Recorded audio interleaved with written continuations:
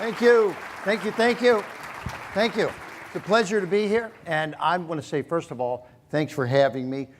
Jeremy, Susan, and Chip, great to have dinner with you guys last night, too, by the way. So I am from Cincinnati, Ohio, and I used to come through Tennessee every time I went to Florida back in the old days. So I've been here a number of times. Of course, 75 came through Chattanooga and Nashville, but we always made some pit stops over to Memphis. And just want to say that sometimes cities like Cincinnati and Memphis, they get kind of forgotten about a little bit. And I feel like really cities like Cincinnati and Memphis are the heartbeat of America. So I'm really excited to be here. And just seeing what you're doing with City Current, it's inspiring to me to see a group that gets together 150 plus times a year. I belong to a business club I live now in St. Pete, Florida, and the business club I belong to, we do one a month, and I maybe every other one of those, but this is really exciting, and Jeremy and I are going to be shooting a TV show after this, and was at University of Memphis last night, and it's exciting to be here, so thanks for having me. So one thing that I like to talk about is Shark Tank a little bit. So today I'm going to share a couple stories, how I got started, number one, in the infomercial business. Secondly, some stories about Shark Tank and some of the things that I learned from Shark Tank. And speaking of that, how many recognize this guy right here? Kevin O'Leary, Mr. Wonderful, right? Now, do you know why he calls himself Mr. Wonderful? Because nobody else will, okay? Yeah, he calls himself that every morning when he wakes up, okay? So, he's actually a pretty cool guy. He's launched his own wine. He's now on QVC selling wine, and he's actually invested in fewer businesses than any other shark, by the way, if you've watched, right? So I want to talk about how I got on Shark Tank, which is a pretty cool story, a couple eureka moments in my life. And it really started because I was in an entrepreneurial family. My father was an entrepreneur. He owned restaurants. He had a steakhouse and an Irish pub and a supper club and a catering hall. And so I started when I was young, at 11 years old, working in his restaurants. My mother said, now, your dad wants you to be an entrepreneur, but I want you to be a doctor or a lawyer. And so I said, Dad, what do you think? So, fortunately, of one of 6 kids, I had 2 older sisters. One married a doctor, one married a lawyer. So I said, I guess I can be the entrepreneur. So that worked out pretty good for me. In fact, these are the books that, this is a joke book, but I said, this is what I thought I was seeing when my father was showing me stuff when I was in grade school, how the Grinch stole your new product idea, right? And so this was kind of the background in the entrepreneurial education that I had, mentoring from my father, which was very powerful for me. And, I say to this day, if it weren't for having a mentor like my father, I wouldn't be doing what I'm doing today. And so he said, Kevin, open your mind to curiosity. And so last night at the University of Memphis, people were asking, what should I do? I don't know what I want to do. And I said, if you can explore the curiosity and curiosity overload, that's a great opportunity to see many, many opportunities. So I had a business that I started in high school, then I had one in college, and then I sold that business in college. It actually was a heating and air conditioning company. And when I went to sell it, I was sitting at a business broker's office, and he had a stack of businesses for sale. And there was 200 companies for sale that I had a chance to see the books and records of a laundromat, a pizza parlor, a delicatessen, a flower shop. And I'm like, wow, this is what I want to do. And so I said, I'm going to be a business broker when I sell this business, and I sold it, and then launched the Small Business Center. And this was a one-stop center for small businesses. So what we did was we sold you the business, and then I leased a full floor of an office building in Cincinnati, Ohio. So we sold you the business, and then we did your legal. We would incorporate you. We had a lawyer there. They paid all these services actually paid rent back to me. And so we had the lawyer, then we had the accountant that did your books and records, we had the advertising agency, we did your graphics, we did your logos, we did your menus, a one-stop center. And so this was my way of exercising curiosity so that I could see all the different inner workings of many different kinds of businesses, from the food costs and the percentages and the rents and the leases and all that kind of stuff. So I used to go to a lot of trade shows, and this again is another part of exercising this curiosity factor. I go to this day about 30 trade shows a year. The Consumer Electronics Show, the Houseware Show, the Hardware Show, the Beauty Shows, etc. And I was at the Philadelphia Home Show. This is 1984. This is the first eureka moment for me. And I'm watching this gentleman, and he was demonstrating a product, and there was this crowd around him, and I'm looking over their shoulders, and this guy's got a knife in his hand, and he's cutting through a Coca-Cola can with that knife, and then he was going through a pair of sneakers, and then a muffler, and then a hammer handle, and I'm like, what is he doing? You know, this is pretty crazy. This guy's demonstrating this knife, and then he says, well, it's the Ginsu knife, and it's $14.95 for the first 10 people. I'm going to give you a second one absolutely free, $14.95, but wait.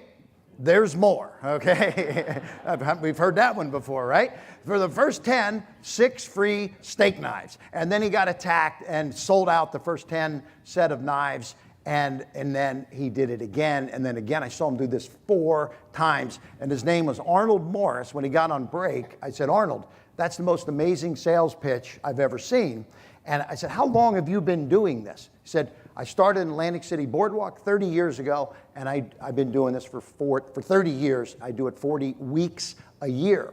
And I said to myself, that's when the light bulb went off. And I'm going to ask the question. Right around this time, this is 1984, how many remember when cable TV first hit? We got a few, maybe a third of the room, okay? So when I first got 30 cable channels, CNN and ESPN and MTV, this was Discovery Channel when I got to channel 30, and I called the cable company and said, there's a little bit of a problem here. I said, the cable guy just installed my 30-channel package, and I turned on Discovery, and there's bars on the screen. 1984, Cincinnati, Ohio, Time Warner Cable. And they said, oh, Discovery is an 18-hour-a-day network. And I said, 6 hours a day, I'm going to get this? And they said, yeah, that's what you're going to get. So here I was, this entrepreneur selling businesses, and I had hundreds of businesses for sale, very curious, hitting all these trade shows. I just met Arnold Morris, and that's when the light bulb went off because, like I said, I'm at the Philadelphia Home Show, and I said to Arnold, hey, Arnold, I got a great idea. I don't know what we're going to call this, but I'm going to take a camera. I'm going to film that presentation that you give on the sale of that product, and we're going to put it up right here on Discovery Channel. I don't know how we'll do the deal, but we'll film it, cut some deal with them, give them a percentage of sales. Some way we're going to figure out how to make some money, but this has got to be. So we did it, and here's that first infomercial. Now, you take a tomato, the weight of the knife alone cuts that tomato. Let me ask you something. How many knives do you have at home this sharp? You could drop the tomato on top. Pretty sharp, right? You know what one young lady said? Can you cut them thin? I said, thin, one tomato will last you all week long. So this went on for 18 minutes. We shot that live. And just like you see a camera back there filming today live, that's what we did. And that went on around the world to do over $500 million in sales. Let's give Arnold Morris a round of applause. That was pretty amazing. Now, I can say this, Arnold didn't have to go to the Des Moines, Iowa Fair anymore, okay? Because he now, and to this day, and he passed away a couple of years ago, but for 30 plus years, he's been on TV selling not just Ginsu and not just the knife set, and it's changed names a few times over the years. It was the Blade, the Miracle Blade, the 6-star knife set. Ginsu got bought by Warren Buffett, by the way, along the way, so he's a pretty smart guy. But then we dubbed it in all these languages, but Arnold said, hey, Kevin, when you were at that Philadelphia Home Show, did you meet any of the other pitch guys that were there like me? And I said, no. I said, Arnold, after I saw you, I went right home. He said, well, good, because if I introduce you to Billy Mays and Wally Nash, will you give me a commission on anything you do with him and the people that I know? And I said, absolutely. So that was the beginning of this whole world of infomercials. Billy Mays was 1986. We did Billy's first infomercial. And then we started dubbing these into all the foreign languages. So we went from, if there's bars on the screen in the US, there's bars on the screen all over the world. And this led me to the next eureka moment of my life, because we were now running 100 infomercials in 100 countries in dozens of languages, from French and Italian and Dutch and German and Spanish and Arabic, etc. So so here I was, I'm sitting there, having a great time finding products, going to trade shows, building my business, and I get a phone call. And so the first eureka moment for me was Arnold Morris. When I met him, changed my life. The second eureka moment was the phone call from Mark Burnett. And Mark is on the phone, and he says, Kevin, he said, I don't know if you know who I am, but I'm a TV producer. I've got a new TV show I'm shooting. I'd love for you to come out to LA and hang out. I want to tell you all about it. So I said, Mark, actually, first I thought, is this a spoof? I'm like, is this really Mark Burnett on the phone, right? And I said, you do a lot of TV shows. He owns The Voice, and he's got The Apprentice coming out with Arnold Schwarzenegger now, replaced Donald Trump, by the way. So that'll be out in January. And so I said, Mark said, Kevin, come on out to LA. I said, Mark, I'd love to, man, it would be fantastic to come meet you. Tell me about the show. He said, I'm not going to tell you about it. It's called Shark Tank. Get on a plane and come out. So I said, wait a minute, Mark. I said, I know what you do to those people on that Survivor Island show. I don't know if I want to be on Shark Tank, okay? My wife said, doesn't sound too good, Kevin. What are they going to do, throw you in a tank? And I said, no. She said, it's a business show. Now, you got to think of, this was 2008 when I got this call. And, so it was, nobody knew Shark Tank. And we were actually investing in businesses before we even knew that the show was going to get on the air, because there was no distribution. When we shot the pilot in 2009, we were investing in businesses. We had no distribution. We had no guarantee. We had to run to the networks and sell them on investing, the TV networks, and investing in the show. So, because the pilot was the first one, then we had to do all these, dozens of other shows in the meantime. So it was a little bit risky, but yeah, we made that plunge, and it's been a great brand. In fact, here's a quick little shot of, does everyone recognize Robert Herjavec up there on the left side? This was at his wedding just recently in Beverly Hills. He married, so Shark Tank is produced by ABC Network. ABC produces Dancing with the Stars. So one day, the Dancing with the Stars executives were there on the set, and they said, which sharks want to be on Dancing with the Stars? And my wife happened to be there, and Robert Herjavec's hand went up, and she said, you're not going on that show. I said, well, what's the problem? She said, I know those girls on that show get real close to the people that they're dancing with, okay? Well, little did I know, little did we all know, but there's Robert's girl from Dancing with the Stars that he married, Kim Johnson. So my wife really, I guess, knew what she was talking about. So she said, you're not going on that show, and I didn't. So, but there's Barbara Corcoran. She's an amazing shark. I love Barbara, and Damon and I. So it's been a great brand, and I learned so much being involved now with Shark Tank. And so really what's happened for me is I like to go out, because when we would shoot Shark Tank, I would be in front of maybe 8 people in a day, and that's it. And so I wasn't getting fulfilled, because yeah, the show would run to millions of people, but it's like I wanted to get out and meet entrepreneurs and do the things that I do now. So this is really what I do, about 100 events a year. Like last night at the University of Memphis, and they're called the Tigers there, and I do the Auburn Tigers. We do something called the Tiger Cage there. So we do Shark Tank type events and all of that. But I really learned a lot over the last 6 or 7 years from some of the sharks, from some of the entrepreneurs that I've now been dealing with. And so that's what I'm going to share with you today. I'm going to take a few minutes and focus on 5 things that I learned. And because, hey, look, pioneer, create, invent, act now, disrupt, explore. I'm here to share some of the success tips that I learned, some of the success, some of the failure. So, one of the things that I found was so mind-blowing was that businesses are failing at a much faster rate today. And people go on Shark Tank for a lot of reasons, but they want to eliminate that curve of them going out of business. And many companies, today they're failing at an 80% faster rate. So they come on Shark Tank to kind of get that advice, to get that mentoring, to get that coaching. And so I say, what are the 5 things that you can do to help prevent that quick loss and that quick downsizing of your business or going out of business, right? So the first thing I say is create a dream team. And for many of you that are already in business, maybe you don't need to raise capital, and maybe you already have a dream team. But for entrepreneurs that are just starting out, last night I got asked the question, hey, I'm an entrepreneur, I'm starting a business, what's the first thing that you recommend? And I said, create a dream team and get some coaches, get some mentors, get some advisors.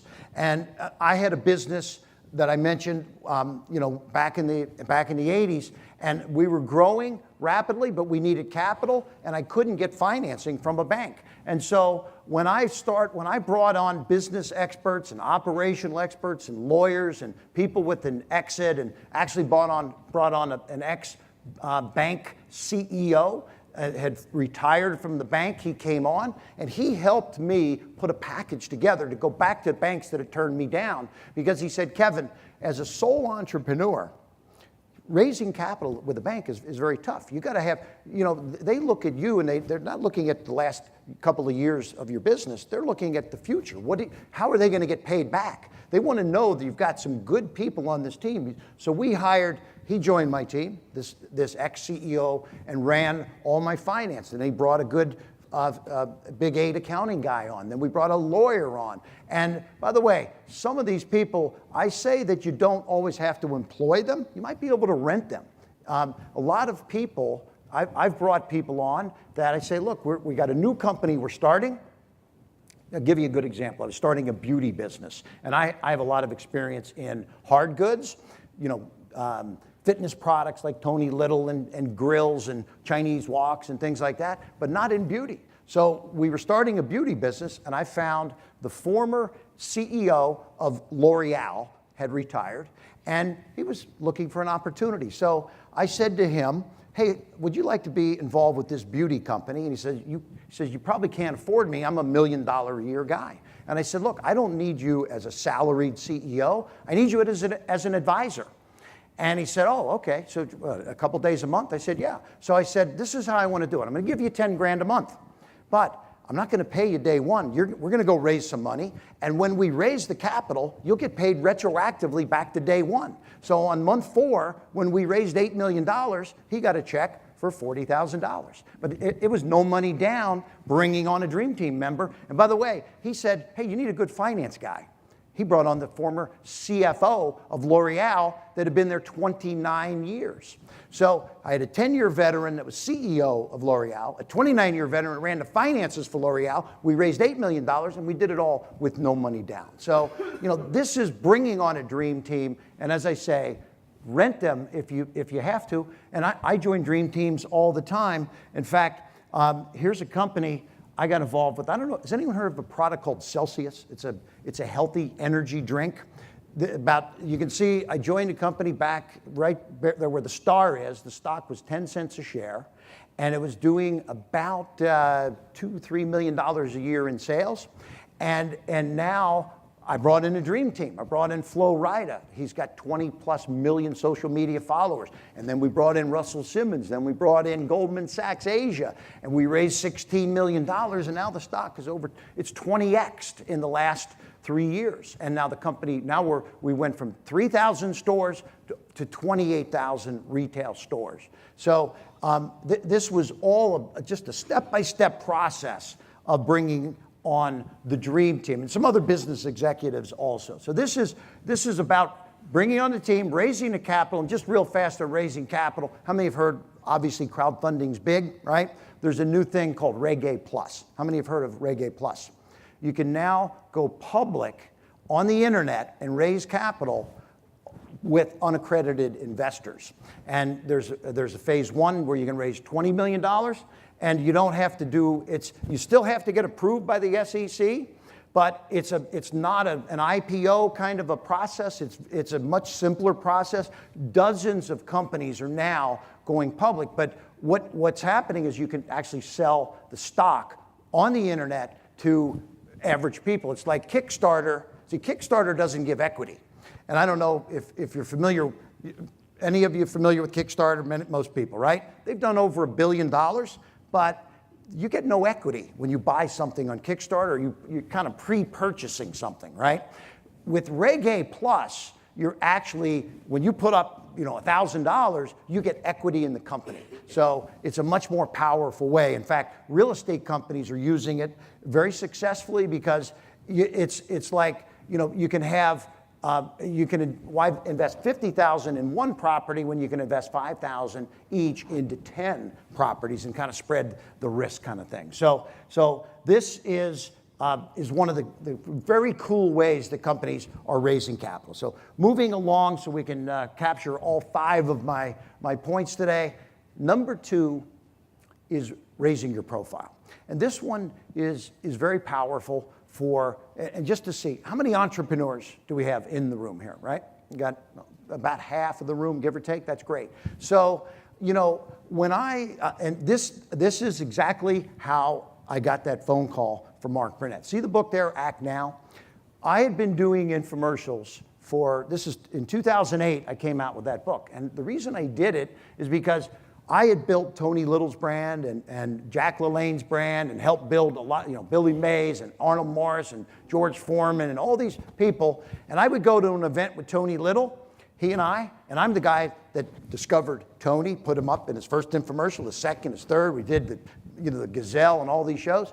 But everyone would attack Tony Little when we'd go to a show and say, hey, Tony, I got a fitness product. They didn't know who I was because I'm the guy that put the money up and did the deal. But I said, I need to change this around. I got to build my brand. So I came out with my book, Act Now, How I Turn Ideas into $1 Million Products. And I started on a path of putting me out there, and I went on radio talk shows, and I went on TV talk shows. By the way, radio, there's 2,000 radio stations. I was on 10, then I was on 20, then I was on 50, went on 100 radio talk shows, never had to leave my house free of charge. And I was selling the book, getting promotion, driving sales through the retail. It became a bestseller, and then I got on the TV shows. But this was 2008, and who was on the internet looking for someone to be on Shark Tank? Mark Burnett. And he kept seeing everywhere. He said, Kevin, everywhere I turn, I see you doing something, whether it's radio or TV or trade journals or whatever. So this raising my profile was very, very powerful for me, and I was developing myself as an authority. So this is the step 2 that I highly recommend for any entrepreneur here. There's so many opportunities inside City Current with TV shows and radio shows and branding yourself. And when you look at it, these are some of the things that I do. The last one there says digital magazine. So here's a couple of my books. There's the one on the left, the 2008. The last one, the middle one, Key Person of Influence, just came out a year ago, and that's an international bestseller now. But then Sharkpreneur is my digital magazine. And so what's so cool about that is, like Forbes magazine readership of the actual printed magazine is dropping like this every year, just like readership does in newspapers and print. But they went digital a few years back, and I became a contributor. I know Jeremy is a contributor of Forbes.com. They have 45 million monthly visitors to Forbes.com. Why? Because it's digital. You don't have to go buy it at the store. So it's right there, comes to you digitally, and they use the influence of all the contributors. So they have hundreds of contributors, like myself, like Jeremy, that network and send all this out to all of our own influence market, and this builds their market. So digital magazines are great for any business. And the last little tip that I'll talk about, well, it's the benefits of publishing are pretty amazing. It's pretty simple to understand how powerful that can be. So I'm gonna say that this last one is called newsjacking, and when something happens in your industry, this is a chance to go in and insert yourself as an expert. And actually, one of my buddies from Tennessee is right here today. His name's Harrison Forbes. He's a celebrity pet expert. And he grew up in Memphis. He lives over in the Nashville area now.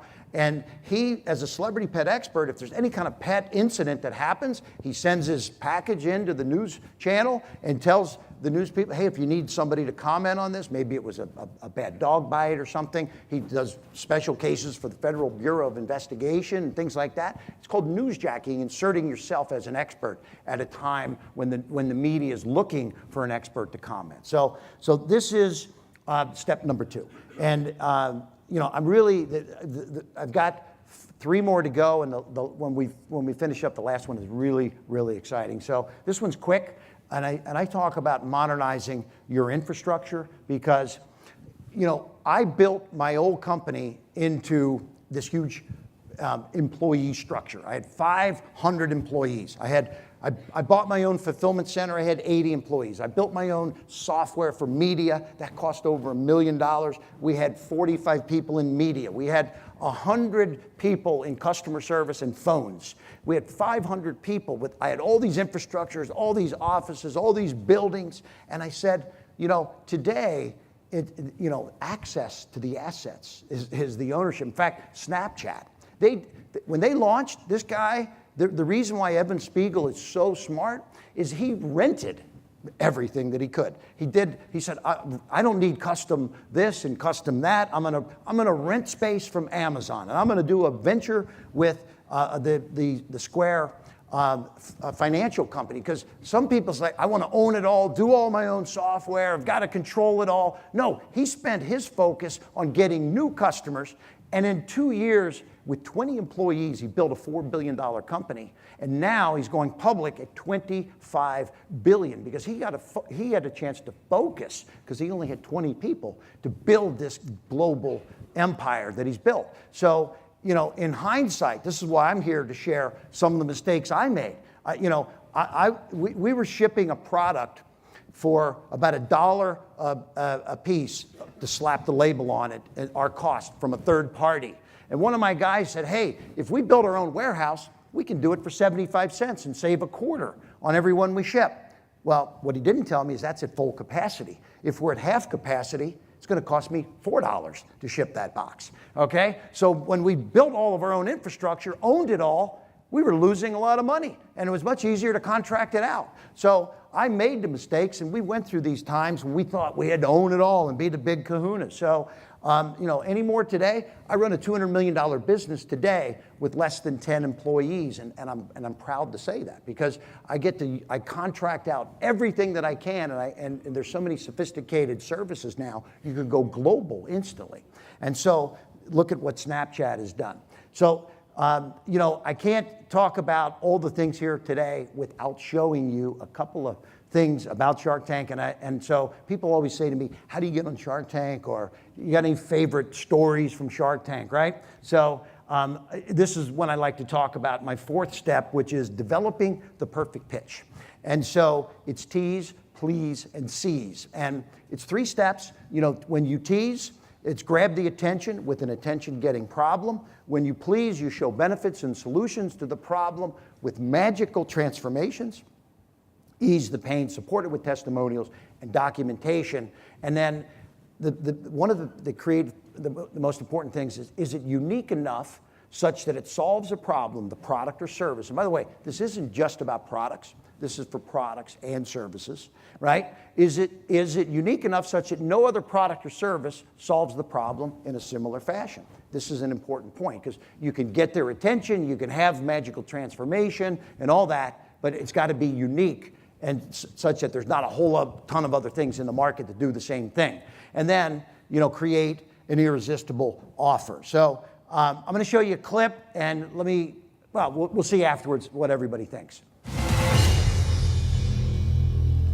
Hi, I'm Rebecca Rascati, founder of CityKitty.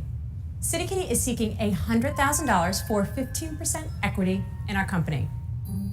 For the 200 million cat owners around the world, cleaning a litter box is a chore that we all dread.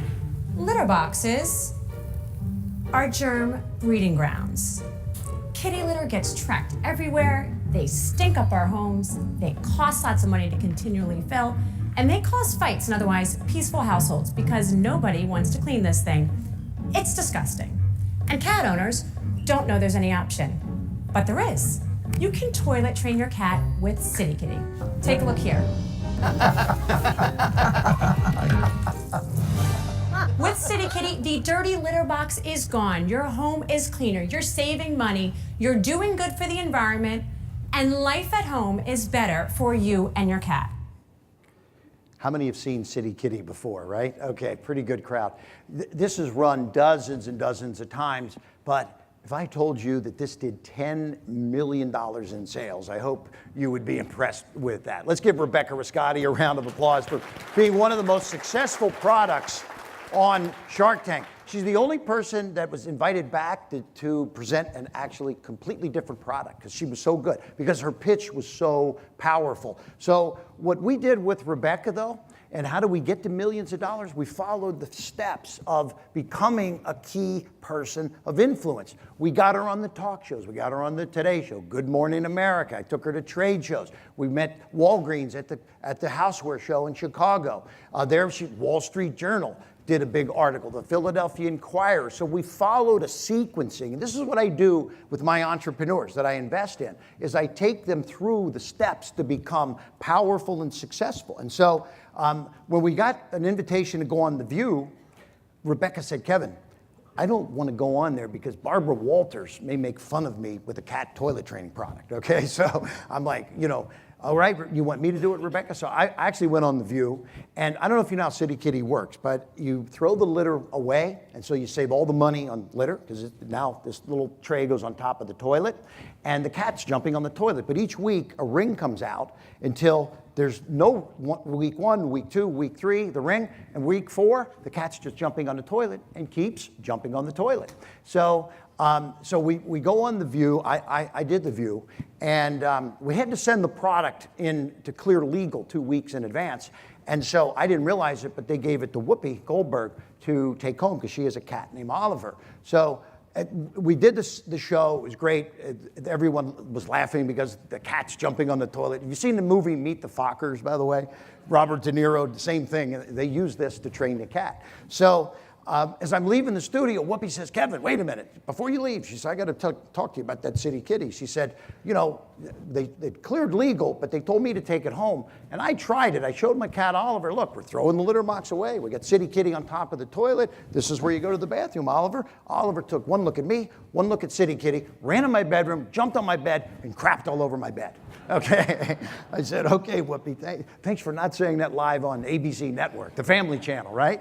So that was a lot of fun. But yes, this is what I love, is this following the steps of raising the profile and becoming a key person of influence. So this leads me to my last topic of the day, and it's actually my most favorite, the one that we talked about last night with the college students, because there's a lot of things happening in the world right now. And, digital is disrupting the world. And let me just say this.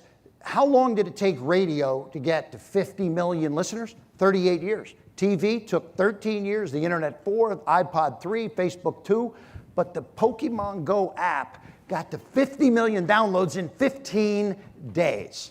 Isn't that amazing? I mean, it's mind-blowing. And so I have 2 kids, one's 28, one's 18, and my 18-year-old they say that now the kids and the millennials have the attention span less than a goldfish, okay? So, 8 seconds, because they're snapping, they're on their computer, they're on their iPad. When I'm talking to him, he's going like this, right? It's like, I can't even, it's hard to get him to settle down. So, and so I think, that this, you can look at it as, like for me, it's a disruption. My industry, TV viewership is down by 50% in the last 10 years. Morgan Stanley did a report. This is the worst report I've ever seen in my life. In my business, broadcast revenues stayed the same to the network while ratings plummeted, which means I'm paying the same amount of money to the TV station to get half the viewers, putting me out of business.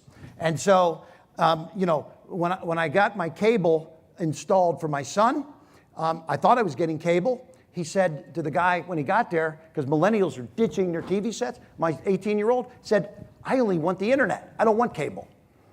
And I said, Nicholas, how do you think you're getting this paid for? Okay, I'm the as seen on TV guy. We're putting TV in this house, okay, in this condo, right? And so he's like, but I don't. I said, when I come here, I want to watch football games at least, right? So, because he doesn't watch television. I'm like, this is the future. All right? So the world is changing. And so, look at the disrupted industries, from music to travel to traffic. Here's a great one, bellhops. Has anyone heard of bellhops? It's right here in Tennessee. Unbelievable story. I was in Auburn University recently, and these two young kids were moving from one side of the dorm to another. The moving company was going to charge $1,000. And they put a little tweet out to their friends, who wants to do it? How much will you charge? They did it for $60. They said, what an idea, right? So they launched Bellhops, raised $22 million in capital, two 22-year-old boys that graduated from Auburn, and now they're in Knoxville, Tennessee, competing against U-Haul, and Penske has joined forces with them to take them on an international level. So, I mean, so you can look at disruption as a negative. I look at it as an opportunity for the next industry. And so, yes, there's many industries that are disrupted, but and also think about the collaborative shared economy model. You know, Poshmark, my wife takes pictures of her closet, their clothes, and puts them on the internet and gets money so she can go buy some new stuff, right? I mean, that's pretty cool. And you can get your dog walked by your neighbor. And by the way, I don't know if you've heard about the insurance. It's called Lemonade. It's a new thing that's a peer-to-peer insurance app that's just launched in New York. So insurance has some new things happening also. So TaskRabbit, neighbors can do all different kinds of tasks. If you got a clogged drain or this or that, you know, you don't have to call fancy, expensive plumbers, et cetera, et cetera. So this collaborative shared economy is powerful and opens up many, many opportunities for all the entrepreneurs that are out there, because I also, now this is something I'm keying in on, the Internet of Things. Right now, the average home has 8 internet-connected devices, soon to be 50 internet-connected devices. Your clock radios, your washing machine, your front door, your light bulbs, your thermostat. Everything is going to be internet-connected very soon. So the company that financed Alibaba got a $20 million financing from SoftBank, which is now worth $80 billion, right? That company is investing its new money into Internet of Things and the spectrum and things like that are developing new products in this world of digital, because your light bulbs can be internet connected, and these things save you money. By the way, Nest thermostat, how many have heard of the Nest thermostat? It's just crushing it, right? So these are the things that I say are opportunities, and opportunities like digital age gurus have created. The girl Michelle Phan over there, it's 84 million. She's actually built a $500 million business, and all she was doing was shooting little makeup tutorials in her living room. And Michael Dubin, Dollar Shave Club, he shot a $4,500 video that built a company that Unilever just bought for $1 billion. And so it's opportunity. And so I try to focus, and this is what I love going to shows. Why did I love being at the University of Memphis last night? Because some of those entrepreneurs, maybe sitting at that table right there, are going to be given some of the newest, greatest ideas, and this is where it's coming from. So I think it's exciting for me to be here in Memphis, and being a Midwest boy myself, I'm proud to be here in Memphis and have just a chance to meet all the entrepreneurs. And I say that we do some really crazy things.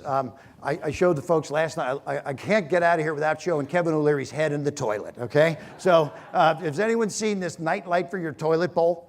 It's called Glow Bowl. We were on the Today Show the other day. Somebody brought that to me recently, and we went from $0 to $3 million a month selling a night light in your toilet bowl. So I call this now the new way that we do business. It's called digital test before you invest. We don't go to television first anymore.